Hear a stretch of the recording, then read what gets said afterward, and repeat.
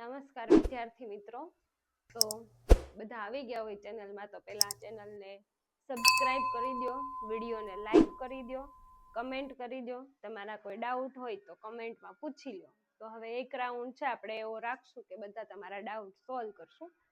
તો આજે છેલ્લા વિડીયોની અંદર આપણે પહેલો અને બીજો 2 દાખલા ભણ્યા હતા. આ વિડીયોની અંદર ભણવાનું છે ત્રીજો અને ચોથો દાખલો. તો આપણે જોઈએ એમાં ચેપ્ટર નંબર 1, એમાં પ્રશ્ન નંબર 3, એનો ત્રીજો અને ચોથો દાખલો.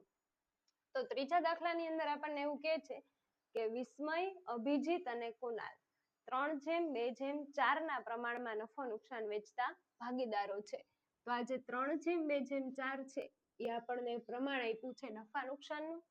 ત્યાર પછી મેનેજરને તેનું કમિશન આપ્યા બાદ, જો અહીંયાથી ને કમિશનનું સૂત્ર, કમિશન કીધું છે એટલે કમિશનનું સૂત્ર મૂકવું પડે ને એની માટે મેં તમને સૂત્રની અંદર કીધું હતું કે કમિશન શબ્દ એક વાર આવે તો કયું સૂત્ર આવે, કમિશન શબ્દ 2 વાર આવે તો કયું સૂત્ર આવે. તો તેનું કમિશન આપ્યા બાદ વધતા નફાના 10% કમિશન આપવાનું છે. તો આખા વાક્યની અંદર 2 વાર કમિશન શબ્દ આવ્યો. તો એક વાર કમિશન શબ્દ આવે તો કમિશનનું પહેલું સૂત્ર આવે નફો ગુણ્યા કમિશનનો દર છેદમાં 100, અને 2 વાર કમિશન શબ્દ આવે તો નફો ગુણ્યા કમિશનનો દર છેદમાં 100 પ્લસ કમિશનનો દર, એ સૂત્ર આવે. તો આમાં 2 વાર છે એટલે 2 વાર વાળું સૂત્ર આપણે એવું લઈએ, એવું તમારા મગજમાં વિચાર આવશે. અભિજીતના ભાગે 30,000 નફો આવે છે તો કમિશનની ગણતરી કરો. હવે જો આપણે કમિશન શોધવું હોય તો એનું સૂત્ર શું થાય, નફો ગુણ્યા કમિશનનો દર. પણ એમાં નફો એટલે કોનો નફો લેવાનો હોય, પેઢીનો. આની અંદર આપણને નફો આપ્યો છે 30,000, પણ કોનો આપ્યો છે, અભિજીત. અને અભિજીત કોણ છે તો કે ભાગીદાર. તો અપવાદ મેં જ્યારે તમને સૂત્ર ભણાવ્યા ત્યારે અપવાદ પણ કીધું હતું કે કમિશનનું સૂત્ર છે, જ્યારે એકવાર કમિશન શબ્દ હોય ત્યારે આ સૂત્ર આવે, 2 વાર હોય ત્યારે આ સૂત્ર આવે. પણ અપવાદ પણ એક છે કે જ્યારે તમને કોઈ ભાગીદારનો નફો આપ્યો હોય અને એના ઉપરથી તમારે કમિશન શોધવાનું હોય ત્યારે 2 વાર કમિશન શબ્દ આપેલો હોય તોય તમારે પેલું સૂત્ર જ લેવાનું, બીજું નહીં. તો સૌથી પહેલા તો આપણે કમિશન શોધવાનું છે અને બીજું 2 વાર કમિશન શબ્દ છે પણ આપણને શું આપ્યું છે, ભાગીદારનો નફો. એટલા માટે આપણે બીજું સૂત્ર નહીં મૂકીએ. કયું મૂકશું, પહેલું. જે અપવાદ છે એ આમાં લાગુ પડે છે. તો એની માટે પેલા કમિશનનું સૂત્ર શું થાય તો કે નફો ગુણ્યા કમિશનનો દર છેદમાં 100. તો પેલા તો નફો શોધવો પડે. નફો એટલે આ 30,000 નફો ન થાય. 30,000 નફો છે એ કોનો છે, અભિજીતનો. આપણે કોનો જોઈએ, પેઢીનો. તો આપણે પેલા પેઢીનો નફો શોધશું. એના માટે શું કરશું તો કે વિસ્મયનું પ્રમાણ કયું છે તો કે અહીંયા નફા નુકસાનનું પ્રમાણ આપ્યું છે, એમાં પહેલું પ્રમાણ વિસ્મયનું હોય એટલે કે 3. પછી અભિજીતનું તો કે 2 અને કુનાલનું તો કે 4. હવે આની અંદર આપણને અભિજીતનું પ્રમાણ આપ્યું છે 2 અને અભિજીતનો નફો આપ્યો છે 30,000. તો આપણે ત્રિરાશિ મૂકશું કે 2 નફો હોય ત્યારે, 2 નફા ભાગ હોય ત્યારે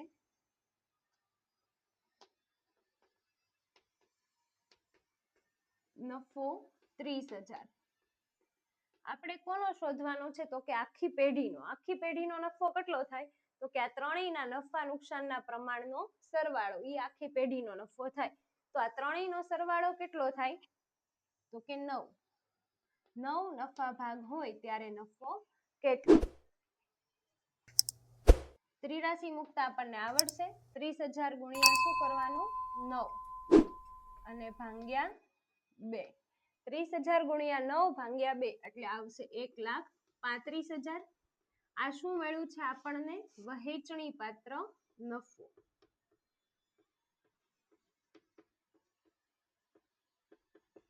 એના ઉપરથી આપણે શોધવાનું કમિશન. અને કમિશન શબ્દ 2 વાર છે તો એ આપણે કયું સૂત્ર મૂકવાનું છે, પહેલું. શું કામ પહેલું કે અપવાદ જે છે કે પેઢીનો નફો હોય અને 2 વાર કમિશન હોય તો આપણે બીજું સૂત્ર મૂકવાનું, પણ આપણને પેઢીનો નહીં, કોનો આપ્યો છે, ભાગીદારનો. એટલે કમિશન બરાબર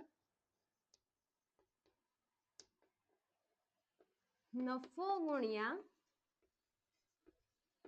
કમિશનનો દર અને છેદમાં 100. નફો આપણે 30,000 નહીં કયો લખવાનો તો કે અહીંયા જે આવ્યો છે એ કેટલો આવ્યો છે 1,35,000 ગુણ્યા કમિશનનો દર એટલે કે કમિશન કેટલા ટકા છે 10%, આપણે ગુણ્યા 10 અને છેદમાં 100 એટલે આવશે 13,500. આ આપણને મળી ગયું છે કમિશન જે આપણને શોધવાનું કીધું તું.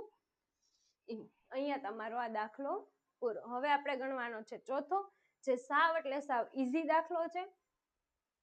તમને કીધું છે રાજકુમાર, કૌશિક અને શર્માનું નફા નુકસાનનું પ્રમાણ 15:10:9 છે. પહેલા તો ભાગીદારો કેટલા છે 3, રાજકુમાર, કૌશિક અને શર્મા. નફા નુકસાનનું પ્રમાણ 15:10:9. 15 છે એ રાજકુમારનું, 10 છે એ કૌશિકનું અને 9 છે એ શર્માનું. જો વર્ષના અંતે પેઢીનો કુલ નફો કેટલો છે 68,000 થયો હોય તો દરેક ભાગીદારને મળતો નફો શોધો. એક વસ્તુ હંમેશા યાદ રાખવાની કે નફો હોય તો એ નફા નુકસાનના પ્રમાણમાં જ વેચાય. નફો કોઈ દિવસ મૂડીના પ્રમાણમાં વેચાય નહીં અને મૂડી કોઈ દિવસ નફા નુકસાનના પ્રમાણમાં વેચાય નહીં. તો આ એક આપણને 3 માર્કનો દાખલો આપ્યો છે, પણ જે આપણે કોઈ પણ દાખલા ગણીએ, મોટા દાખલા છે કે કોઈ પણ, તો આ વસ્તુ તો કોઈ પણ દાખલામાં આવશે જ તે કે તમને આ નફો આપ્યો હોય અને 3 ભાગીદાર વચ્ચે વેચવાનો હોય કે 2 વચ્ચે વેચવાનો, એટલે આ વસ્તુ તો આપણને કોમન આવડવી જ જોઈએ.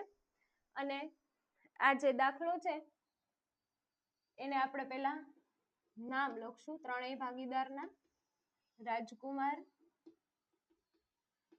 કૌશિક અને શર્મા. ત્રણેયની વચ્ચે કેટલો નફો થયો છે તો કે 68,000 અને ત્રણેય વચ્ચે આપણે વેચવાના છે પણ કેટલા 68,000.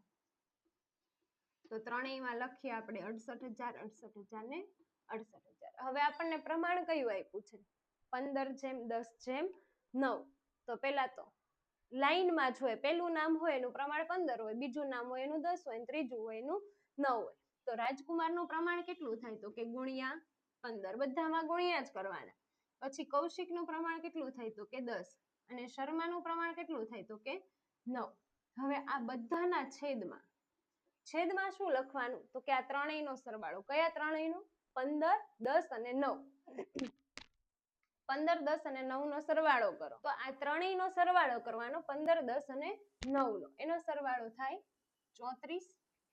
જે આપણે બધાના છેદમાં 34 લખવાના, એકના છેદમાં નહીં, કેમ કે ત્રણેયનો સરવાળો છે. હવે શું કરવાનું તો કે 68,000 ગુણ્યા 15 અને ભાગ્યા 34 એટલે થશે 30,000. પછી 68,000 ગુણ્યા 10 અને ભાગ્યા 34 એટલે થશે 20,000. અને શર્મા એમાં 68,000 ગુણ્યા 9 ભાગ્યા 34 એટલે થશે 18,000. અને જો હજી તમારે ચેક કરવું હોય કે આ દાખલો સાચો છે કે નહીં તો આ ત્રણેયનો તમારે શું કરી નાખવાનો 30,000, 20,000 ને 18,000 નો સરવાળો. તો કેટલા આવી જવા જોઈએ 68,000. અહીંયા તમારો આ દાખલો ચોથો પૂરો.